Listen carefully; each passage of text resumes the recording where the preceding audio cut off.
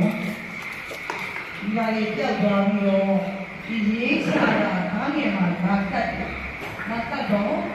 မက်ကဝမနာလို့တော့ဘာလို့လဲဘာလို့ကအများကြီးပါလာတာမျက်စိထဲမှာရှင်းအောင်လို့ကြတာ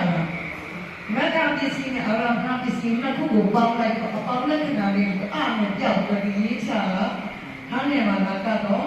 မက်ကဝမနာလို့ဖတ်ရမှာမက်ကအာရမဏလို့ပြန်ဖတ်လို့မရဘူးနော်တောက်လျှောက်ခြင်းမက်က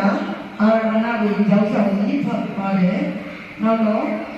မက်ကဒီပတိ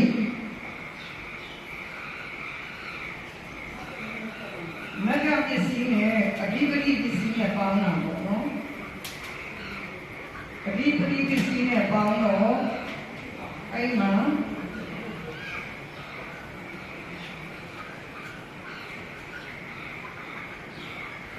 အဲ့မှာအပေါင်းလက္ခဏာပြောက်ပြီးတော့အပေါင်းလက္ခဏာပြောက်ပြီးဒီအားရှိကဖြစ်ဘူးလေးပေါ့ပြောက်သွားတယ်ဟုတ်ဒီရေးချတာဒီမှာလာကတ်တယ်မက်ကအဓိပတိနော်မက်ကအဓိပတိလို့မဖတ်ရဘူးမက်ကအာရမဏလို့မဖတ်ရဘူးမက်ကရမဏဒီမှာရေးချကိုရေးချတယ်